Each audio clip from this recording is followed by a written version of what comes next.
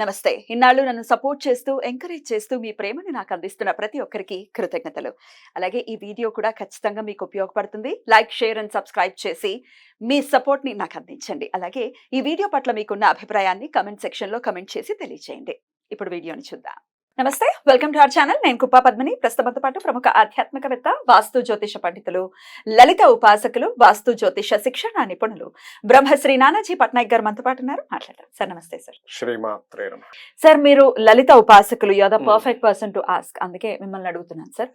లలిత ఉపాసనలోనే ఉన్నారు.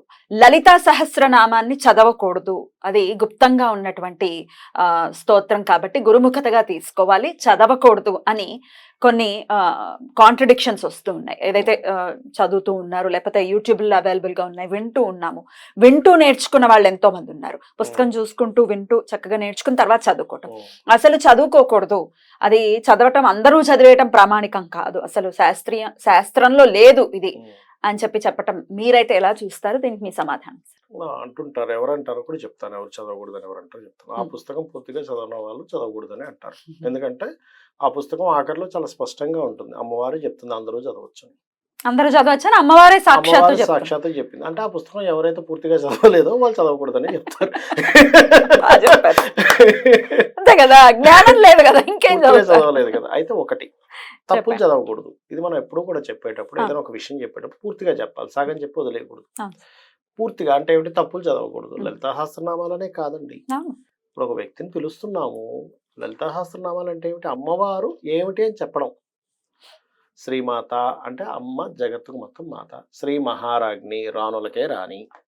శ్రీమత్ సింహాసనేశ్వరి, తన ఒక సింహాసనం మీద ఉండి పరిపాలిస్తుంది. చిదగ్నికుండ సంభూత, చిదగ్నికుండం నుంచి బయటకు వచ్చింది. చిదగ్నికుండ సంభూత, దేవకార్య సముజ్జత, దేవతల యొక్క కార్యం కోసం వచ్చింది. ఇలాగ మొత్తం ఉంటుంది అమ్మవారి గురించి. ఎవ్రీథింగ్ ఉంటుంది. ఎక్కడ ఉంటుంది, ఎలా ఉంటుంది, అండ్ ఎవ్రీథింగ్. సుధాసార మధ్యస్థ, ఇంకా ఒకటి రెండు కదా, చెప్తూ వెళ్తే 1000 నామాల గురించి చెప్పాను నేను మొత్తం. అయితే ఇక్కడ ఇప్పుడు మీరున్నారు, మీ పేరు పద్మిని కదా, పద్మిని గారు. మిమ్మల్ని పద్మిని అనుకోండి, ఇంకో పేరుతో పిలిస్తే మీరు పలుకుతారా? పలకను కదా, ఎవరినో పిలుస్తున్నారు అనుకుంటారు మీరు, అంతే కదా. అలాగే అమ్మవారి నామాలలో పలికేటువంటి దాంట్లో ఎప్పుడైనా తప్పు పలికితే మీకు ఆ ఫలితం రాదు. కాబట్టి అమ్మవారి నామం మీదే నమ్మకం పోతుంది, అంతే కదా. Correct sir. ఇప్పుడు మిమ్మల్ని పిలుస్తున్నాము, మీరు పలకట్లేదు, మీరు పద్మిని కాకుండా ఇంకోటి ఏదో శైలజ అనేది పిలుస్తున్నాం మిమ్మల్ని. ఉదాహరణకి పద్మరావుని పిలుస్తున్నాం, పద్మిని అనే పేరు ఉదాహరణకి. పద్మరావుని మీరు ఎవరిని పిలుస్తున్నారు? నాకేం సంబంధం. నేను పలకట్లేదు, ఆమెకి ఎంత పొగరు అంటే ఎవడు తప్పది అంటే అర్థం ఏంటి? అంటే ఏమిటంటే, అమ్మా నువ్వు ఇది అని చెప్పి చెప్పడంలో తప్పుగా నువ్వు పలుకుతున్నప్పుడు నీకు విశ్వాసం పోతుంది. అయ్యో నేను చేస్తున్నాను, నాకు రావట్లేదు రిజల్ట్. ఎందుకు వస్తుంది? నువ్వు పిలిచే పేరు తప్పు పిలుస్తున్నావు, పద్మిని గారు పలకరు. Correct, simple logic. అడ్రస్ తప్పు రాస్తున్నావు, కరెక్ట్ ప్లేస్ కి వెళ్ళదు. పిన్ కోడ్ తప్పు రాస్తున్నావు, వేరే ఊరికి వెళ్ళిపోతుంది. అది ఎలాగో నువ్వు తప్పు పలికితే అమ్మవారిని శపించేది, అక్కడ నీకు వచ్చే రిజల్ట్ వేరేగా వస్తుందని చెప్పారు. అంటే ఇప్పుడు మిమ్మల్ని పిలిస్తే పద్మారావు ఉన్నారు అనుకోండి, అక్కడ పద్మారావు గారు వస్తారు మీ దగ్గరికి. కరెక్ట్, ఎవరు లేకపోతే ఎవరు రారు.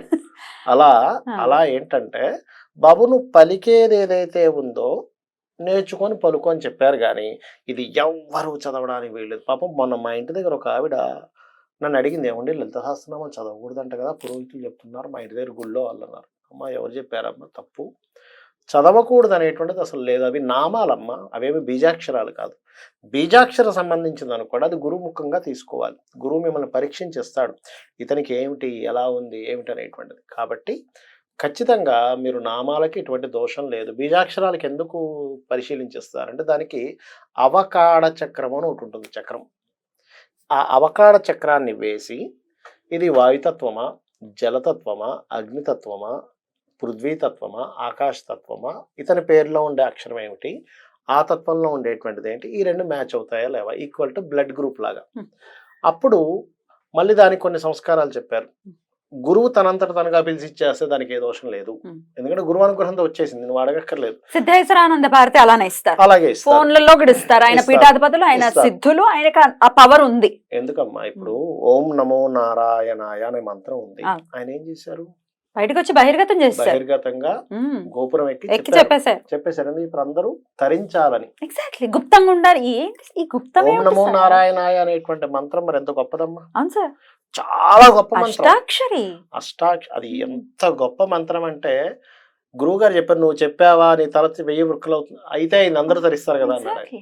సార్ ఈ గుప్తం ఏంటి సార్? దీని గురించి చెప్పండి సార్. ఈ గుప్తం గురించి, ఈ గుప్తం అని సనాతన ధర్మం లుప్తం అయిపోయేలాగా ఉంది. ఎందుకు గుప్తం అంటారంటే ఎక్కడ పుసుక్కని తప్పు చదువుతారేమో అని దాన్ని జాగ్రత్తగా నేర్చుకోవాలనేది గుప్తం.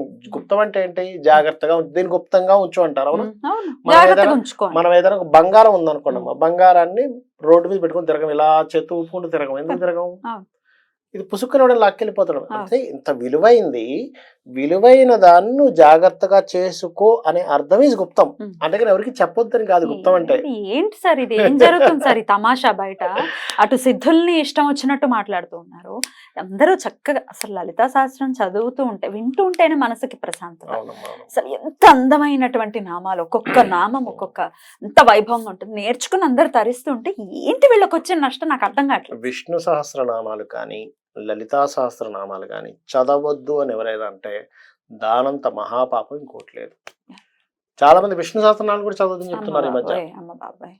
షాక్ అయిపోయా, అరే విష్ణు సహస్రనామాలు చదవద్దు ఏమిటి అంటే ఇంకా విష్ణు అని ఎలా అనాలి మనం? మరి ఏమన్నాలో సార్ నాకు వాళ్ళని నమ్మే వాళ్ళు కూడా ఎంత అసలు గొర్రెల్లాగా ఉన్నారంటే నిజంగా. అసలు వాళ్ళు చెప్పేది ఏంటి కరెక్టేనా? ఓన్లీ మళ్ళీ వాళ్ళు కొంతమంది సెలెక్టివ్ గా విష్ణువుకి సంబంధించి చెప్పరు. ఇప్పుడు సే ఫర్ ఎగ్జాంపుల్ ఉగ్రం ఉగ్రం ఉగ్రం అని అంటుంటారు కదా అమ్మవార్లని.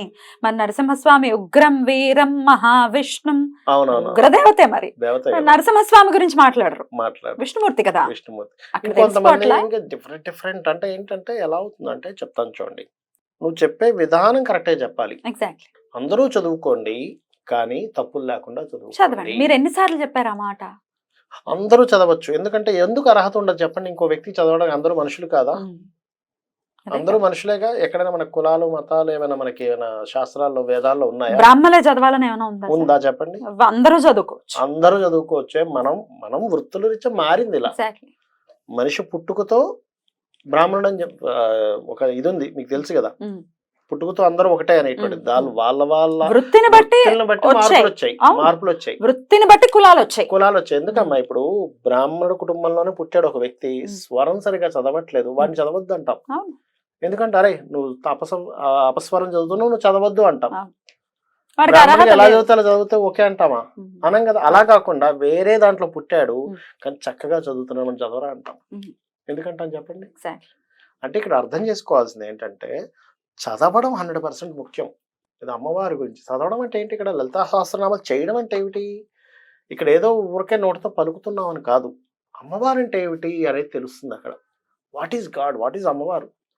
ఈ అమ్మవారు మీకు కనబడే రూపంలో ఎలా ఉంది, అదృశ్య రూపంలో ఎలా ఉంది అనేటువంటి చెప్తుంది. లలితా సహస్రనామం మొత్తం చెప్పేది ఏంటంటే నీకు కనబడుతున్నటువంటి లోకం ఏదైతే ఉందో ఇది నేను, కనబడనటువంటి శక్తి కూడా నేను అని చెప్పి ఎప్పుడైతే మనిషికి పూర్తిగా అర్థమవుతుందో, ఓహో కనబడుతుంది మొత్తం అమ్మవారా అంటే అమ్మవారంటే నేను ఎలా ఉండాలి ఈ లోకంలో అనేటువంటిది ఆ వ్యక్తికి అర్థం అవ్వాలని. ఇప్పుడు నువ్వు చదవకూడదు అన్నావు అనుకోండి, ఎప్పుడు అర్థం అవుతుంది? ఇంకెప్పటికీ అర్థం కాదు, నీ చదవకుండా కూర్చోవడమే. అసలు అంటే ఈ లోకం గురించి అర్థం కాదు, అంతే కదా. అమ్మవారి శక్తి ఎలా ఉందో అర్థం కాదు, ఈ లోకం గురించి అర్థం కాదు. నువ్వు మామూలుగా చూస్తావు ఈ విశ్వాన్ని, అదొక మట్టి అంటావు, ఇదొక రాయి అంటావు. ఎప్పుడు నీకు పైకి ఎప్పుడు వెళ్తాం? కరెక్ట్. అందుకే నామాల రూపంలో ఇచ్చారు. అది కూడా వసిన్యాది వాగ్దేవతలు. ఎలా వచ్చాయి అవి? నిండు సభలో వసిన్యాది వాగ్దేవతలు అంటే అమ్మవారిలో నుంచి 8 కిరణాలు బయటకు వచ్చి నామాలు చెప్పడం జరిగింది. అందరూ తరించాలి, అందరూ బీజాక్షరాలు చదవలేరు కాబట్టి అందరికీ గురువుల దగ్గరికి వెళ్ళి తీసుకునే ఇది ఉండదు కాబట్టి నామాల రూపంలో చదువుకుంటే వీళ్ళు తరిస్తారని చెప్పి అమ్మవారే అలా వచ్చి చెప్పింది. అమ్మవారే స్వయంగా తెల్లటి కిరణాల్లో బయటకు వచ్చి ఆ యొక్క నిండు సభలో అందరూ చదువుకుంటారు ఆయన మీకు ఇది మంచిదని చెప్పిన తర్వాత మనకి ఏ అర్హత ఉందని నువ్వు చదవద్దని ఎలా ఆపుతావు? ఇంకా గురువు నింద చేయటం కూడా చూస్తూ ఉన్నాను సార్. అసలు శాస్త్రంలో ఒకటి ఉంది కదమ్మా, దేవుణ్ణి నిందించిన గురువు రక్షిస్తాట, కానీ గురువుని నిందిస్తే దేవుడు కూడా రక్షించాడట. 100%. సార్ మీ విషయమే చెప్పేస్తున్నాను. అంటే సిద్ధేశ్వరానంద భారతి గారి చేత మీరు మంత్రం తీసుకున్నారు, మీరు కూడా చెప్పున్నారు మన ఇంటర్వ్యూస్ లో చాలా సార్లు. సో స్వామి ఆయన పీఠాధిపతులు సన్యాసులు మళ్ళీ పీఠాధిపతులు అవ్వటం అనేది చాలా చాలా చాలా పెద్ద విషయం. అది అందరూ చేసేటటువంటి అందరూ సత్యాన్ని న్యాసం చేసేవాళ్లే కదా సన్యాసులు. అవును తల్లి, అవును. మళ్ళీ పీఠాధిపతులు అవ్వడం అంటే అది ఆది శంకరులు పెట్టినటువంటి విధానం అవును కదా. తల్లి, అవును. వాళ్ళకి ఆ పవర్ ఉంటుంది, అవును. మంత్రం ఇచ్చే పవర్ వారికి వాళ్ళకు ఉంటుంది. ఉంటుంది. మీకు కూడా ఇచ్చారు. అవును. వారిని ఇట్లా మంత్రాలు ఇచ్చేస్తారు, లేకపోతే ఇట్లా మొన్న ప్రత్యంగా జరిగింది కదా, చాలా విశేషంగా జరిగింది. అవునమ్మా. లోక కళ్యాణార్థం వాళ్ళకి ఆ అర్హత ఉంది, చేస్తారు. అంతే కదా సార్, దీని చాలా గురించి మందికి చెప్పండి తెలియని సార్. విషయం ఏంటంటే అతను రోజు 3 నుంచి 4 గంటలకు సమయం, రోజు 3 నుంచి 4 గంటల సమయం లోక కళ్యాణం కోసం ఆయన సొంతంగా హోమం చేస్తారు. ఎవరు చేస్తారు చెప్పండి? ఎవరు చేస్తారు? ఆయన పీఠాధిపతులు స్వార్థం కాబట్టి కోసం కాదు, ఆయన చేస్తారు. స్వార్థం కోసం కదా, లోక కళ్యాణం కోసం హోమం చేస్తారు రోజు ఆయన. సరే, చాలా మంది ఏమంటారు, ఏమండి అక్కడ ఈ ఫీజు పెట్టారు, మరి ఎలా వస్తాయి ద్రవ్యాలు, ఎలా వస్తాయి? అట్లా ఎక్కడి నుంచి అవన్నీ ఎక్కడి నుంచి వస్తాయి? ఆ హోమపు ద్రవ్యాలు, ఆ హోమం అదేదైతే కుండలు, చేసుకునేటువంటి హోమగుండాలు, హోమగుండం తర్వాత ఏదైతే ఉందో, ఆ ఋత్వికులకి ఎవరిస్తారు? ప్లేస్ ఏదైతే ఉందో, ఆ Place. ఋత్వికులు ఎలా అయితే ఉన్నాయో, ఆ సమిధులు ఏవైతే ఉన్నాయో, అందులో వేసేటువంటి నెయ్యి ఏదైతే ఉందో, నెయ్యో నూనె, ఆ పదార్థాలను ఎక్కడి నుంచి వస్తాయమ్మా? ఎక్కడి నుంచి వస్తాయి? గవర్నమెంట్ ఏమైనా ఇస్తుందా మనకి, చేసుకోండి బాబు అని? ఎగ్జాక్ట్లీ. గవర్నమెంట్ 7,000 రూపాయలు పెట్టేశారు, 7,000 రూపాయలు పెట్టేశారు అని గగ్గోలు పెడుతున్నారు. ఎక్కడి నుంచి వస్తారు? ఎక్కడి మీరు నుంచి ఇవ్వచ్చు వస్తుంది? కదా. సిద్ధేశ్వర భారతి గారికి ఎక్కడి నుంచి వస్తుంది చెప్పండి? పోనీ వీళ్ళు ఇవ్వచ్చు కదా సార్, అలా వద్దన్న వాళ్ళు అదే కదా, వీళ్ళు ఇచ్చి చేయించుకోమని చేయించవచ్చు కదా. ఏంటంటే ఇవన్నీ ఏంటంటే సార్. ఏదో మాట్లాడడం. ఇప్పుడు గవర్నమెంట్, ఇప్పుడు మనకు చూడండి, మన గుడుల నుంచి వచ్చే ఆదాయాన్ని మొత్తము కూడా గవర్నమెంట్ వేరే వేరే వాటికి ఉపయోగిస్తుంది. దాని గురించి ఎవరు మాట్లాడారు? దాని గురించి మాట్లాడే ఇది లేదు. లేదు. ఎందుకు? ఏమండి, మరి వేరే వాటి నుంచి వచ్చేటువంటిది ఏదైతే ఉందో వాళ్ళకే వదిలేస్తున్నారు, కానీ కేవలం గుడుల నుంచి వచ్చే ఆదాయం Correct. మాత్రం కంప్లీట్ గా దేశానికి వాడేస్తున్నారు. కరెక్ట్. మరి పెత్తందారులు మళ్ళీ వాడు. వీళ్ళందరూ పెత్తనం చేస్తూ. ఇదేమి నీ గొంతు మీద కత్తి పెట్టి నువ్వు 7,000 రూపాయలు కడతావా చస్తావా అని ఆయన ఏం అనలేదుగా. నీకు ఇష్టం ఉంటే నువ్వు వెళ్ళావు. ఆయన సిద్ధేశ్వర భారతి గారు వచ్చి, లేకపోతే రమ్యానంద భారతి గారు వచ్చి నీ గొంతు మీద కత్తి పెట్టి నువ్వు 7,000 కడతావా కట్టవా, లేకపోతే ఇది ఇప్పుడు నీకున్నటువంటిది ఇప్పుడు నువ్వు కట్టపోతే నువ్వు చచ్చిపోతావని ఆయన అన్నాడా? కాదు, వీళ్ళు అనేది ఏంటంటే అమాయకులైన హిందువులు పాపం మోసపోతున్నారు. ఇలా 7,000 రూపాయలకే మోసపోతున్నారా? అయ్యో బాబోయ్. అది పూర్తిగా తప్పు. అక్కడికి వెళ్ళిన తర్వాత చక్కగా హోమం జరిగింది, కళ్యాణం జరిగింది. ఒక విషయం చెప్తాను చూడమ్మా. ఒక హోమం జరిగినప్పుడు సమిధలు అమ్ముకునే వ్యక్తులు ఎంతో మంది ఉంటారు, వాళ్ళందరికీ ఒక ఉపాధి కలిగింది. అక్కడ ఏదైతే ఆ రెంటల్ ఉంటుంది చూసారు, అక్కడ ఆ రెంటలు గవర్నమెంట్ కో లేకపోతే ఆ ప్లేస్ ఎవరిదైతే ఉందో వాళ్ళకి వెళ్ళింది. అవునా? ఋత్వికులకు డబ్బులు వచ్చాయి, అందరికీ వచ్చాయి. అక్కడ స్టాల్స్ పెట్టుకున్నారు, అదంతా ఒక ఇది నడిచింది. మీకు సంగతి తెలుసా, మన గుళ్ళు వల్ల, మన ఆలయాల వల్ల ఎన్ని లక్షల మందికి ఉపాధి బ్రతుకుతున్నారు అందరూ. ఎన్ని ఆలయాలు ఉన్నాయి, కొన్ని లక్షల ఆలయాల దగ్గర కొబ్బరికాయలు అమ్ముకునే వాళ్ళు, ఒత్తులు అమ్ముకునే వాళ్ళు, లేకపోతే పువ్వులు అమ్ముకునే వాళ్ళు, తులసులు అమ్ముకునే వాళ్ళు, చాలా మంది దీని గురించి తెలియక వ్యాపారాలు చేసేస్తున్నారు. వీళ్ళందరూ ఎట్లా బతకాలి? ఎలా బ్రతుకుతారు అసలు? పూజలు చేసేసుకుంటున్నారు, వ్యాపారాలు జరుగుతున్నాయి, శ్యామలమ్మ ఫోటోలు అమ్మేసుకుంటున్నారు. మరి వాళ్ళు ఎలా బ్రతుకుతారు? ఒక్క సమాధానం లేదు. ఇప్పుడు నువ్వు వ్యాపారం అనుకుంటే నువ్వు దేనికి డబ్బులు ఖర్చు పెట్టకూడదు. స్కూల్లో పిల్లల్ని కూడా జాయిన్ చేయకూడదు. వ్యాపారం కదా మరి. నువ్వు అన్నం కూడా తినకూడదు వ్యాపారం అనుకుంటా. ఇంకా నువ్వు బియ్యం కొనుక్కోకు, నువ్వు వ్యాపారం అనుకుంటున్నావుగా. అమ్మమ్మో అదేంటండి వ్యాపారం? ఎవరు బతకూడదు, సెన్స్ ఉండదు మాట్లాడితే. ఇప్పుడు రైతు పండిస్తాడమ్మా, రైతు భూమి నుంచి అది వస్తుంది, ఈయన అమ్మేసుకుంటాడు. వ్యాపారం అనుకుంటే ఎట్లా? పువ్వులు పూస్తాయి, పువ్వులు చెట్లుకున్న పువ్వులు అమ్మేస్తున్నాడు, వ్యాపారం అంటే ఎట్లా? అసలు చేసే పనికి వాళ్ళు దానికి తగ్గట్టుగా దానికి సంబంధించిన ఒక విలువ కట్టుతారు. ఒక పురోహితుడు ఒక హోమం చేయించినప్పుడు దానికంటూ ఒక ఇది ఉంటుంది. ఎందుకు? తను గృహస్థాశ్రమంలో ఉన్నాడు కాబట్టి దానికి సంబంధించినటువంటిది ఒక పూజ చేయించాడు, దానికి ఫీజు ఉంటుంది. ఓకే, ఒక కొబ్బరికాయలు అమ్ముకునే అతను ఈ కొబ్బరికాయలు 30 రూపాయలకు అమ్ముతున్నా అంటే 25కో 20కో తెచ్చుకొని దీనికి ఒక ట్రాన్స్పోర్ట్ ఛార్జెస్, దాని మీద ఒక 2 రూపాయలు మిగలడం ఏదో ఉంటుంది కాబట్టి అనుకున్నా, నువ్వు కొబ్బరికాయ అమ్ముతావా? గుడి మోసం చేస్తావా? కొబ్బరికాయ కొడితే నీకు బాగుంటుందని నువ్వు చెప్తావా? కొబ్బరికాయ కొట్టండమ్మా అని చెప్పి వెంటబడతావా? అంటే ఎట్లా? నీకు ఇష్టం ఉంటే కొనుక్కుంటావు, లేకపోతే కొబ్బరికాయ నార్మల్ కూడా లోపలికి పోయి వస్తావుగా.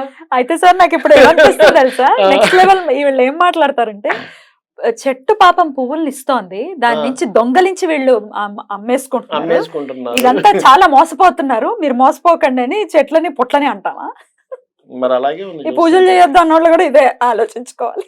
ఒక పూజ వల్ల ఎంతో మంది శాస్త్రం ఏం చెప్తుందంటే, ఒకటి ఇంతమంది బ్రతుకుతున్నారు, ఇంకోటి పూజ చేయడం వల్ల పూర్వ వైభవాన్ని జనింపజేసేది పూజ అని చెప్పి వేదార్థం ఉంది. అంటే పూర్వ వైభవాన్ని జనింపజేయాలి. ఇప్పుడు నేను ఇప్పుడు వ్యాపారం ఎవడు చేయకూడదని నేనే కొబ్బరి చెట్టు ఎక్కి ఒక కొబ్బరికాయ తెంపి దాన్ని, అది కూడా ఫ్రీ చెట్టు అయి ఉండాలి, ఎవరిది చెట్టు అయి ఉండకూడదు, ఎవడి వాకిట్లో ఉందని వాడు ఒప్పుకోడుగా.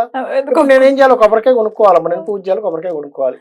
ఎవరికి సంబంధం లేని ఒక అడవికి వెళ్ళాలి. ఇప్పుడు నేను ఒక కొబ్బరి చెట్టు ఎక్కాలి, అక్కడికి ఎక్కి నాకు ఎక్కడం రాపోయినా అలాగే ఎక్విప్మెంట్ తయారు చేసుకుని ఎక్కాలి, కొబ్బరికాయ తెంపాలి, కట్ చేయాలి.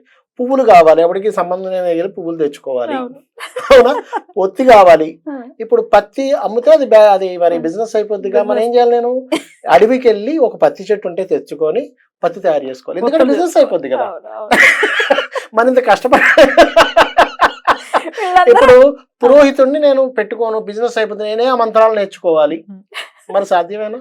ఆ వేద మంత్రాలను నేర్చుకోవాలంటే అందుకని నువ్వు చేయలేవు కాబట్టి, నువ్వు ఈ కొబ్బరికాయ వెళ్ళి ఇది తెచ్చుకోలేవు కాబట్టి ఇంకోటి తెచ్చి పెడితే దానికి నువ్వు పే చేస్తున్నావు, ఇంకోళ్ళు పూలు తెచ్చి పెడితే నువ్వు దానికి పే చేస్తున్నావు.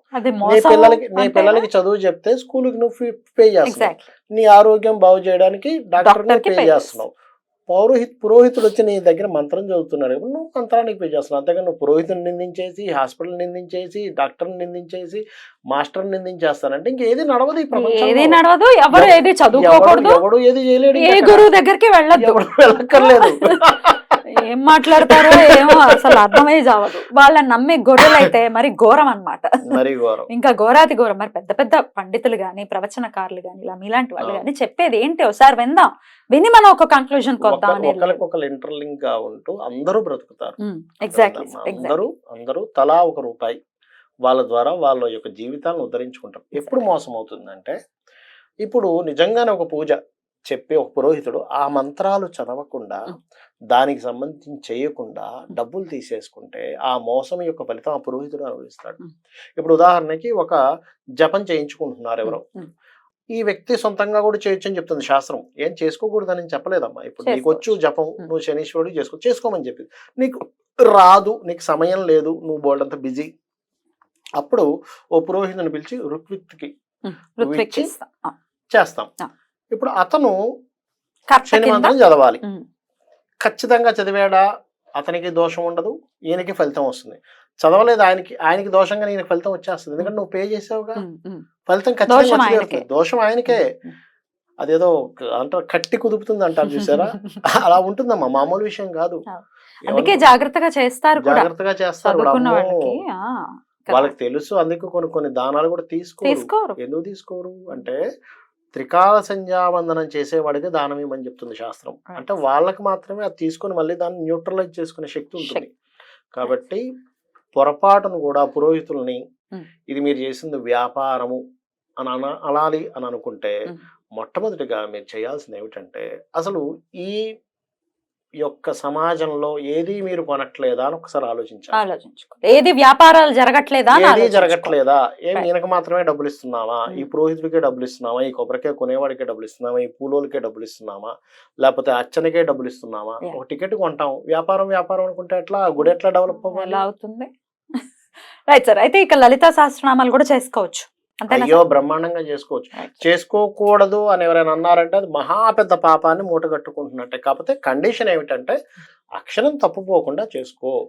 నువ్వు యూట్యూబ్ లో పెట్టుకొని వింటావా, నీకు తెలిసిన మీ నానమ్మో అమ్మమ్మో లేకపోతే గురువు గారి దగ్గరకు వెళ్ళి నేర్చు, అది ఖచ్చితంగా చేసుకోవాలి, తప్పు కాదు అది. కానీ తప్పులు మాత్రం పలకూడదు. కానీ చేసుకోకూడదు అంటే మాత్రం అది మహా పాపం. ఎంత పెద్ద పాపం అంటే, మీరు చేసుకోకూడదు విష్ణు సహస్రనామాలైనా లలితా సహస్రనామాలైనా మీరు చేయకూడదు అని ఎవరైనా అన్నారంటే, దానంత మహాపాపం ఇంకొకటి లేదు, అందులో ఎటువంటి డౌట్ లేదు. ఎందుకంటే నువ్వు దాన్ని తెలుసుకోకూడదు అని అర్థం. నువ్వు సైన్స్ గురించి తెలుసుకోకంటే ఎట్లా, సోషల్ గురించి తెలుసుకోకు, సైన్స్ గురించి తెలుసుకోకు, మ్యాథమెటిక్స్ గురించి లెక్కలు తెలుసుకోకంటే ఎట్లా. అలాగే అమ్మవారి గురించి, వీటన్నిటికంటే గొప్పది అమ్మవారి గురించి, ఈ విశ్వం గురించి, అమ్మ అంటే ఏమిటి, ఈ విశ్వం అంటే ఏంటి, భగవంతుడు అంటే ఏంటో చెప్పేది లలితా సహస్రనామాలు. దాన్ని నువ్వు చేద్దంటే అట్లా నువ్వు తెలుసుకుంటున్నావు, చేయడం కాదు అక్కడ, నువ్వు తెలుసు. చాలా బ్యూటిఫుల్ గా ఎక్స్ప్లెయిన్ చేశారు సార్. డెఫినెట్ గా ఇది అర్థం కావాలి. తల్లి కృపని ఎంతో కొంత ఆ కృప అందరికి రాకూడదన్న థాట్ ప్రాసెస్ తో వస్తుంది. అంటే వికృతమైనటువంటి వీడియోలు ఇవి, వాటి నుంచి అందరూ కాస్త బుర్రను ఉపయోగించి ఆలోచిస్తే బాగుంటుంది అని మనది. Right sir, thank you so much sir. నమస్తే. శ్రీమాత్రే నమః.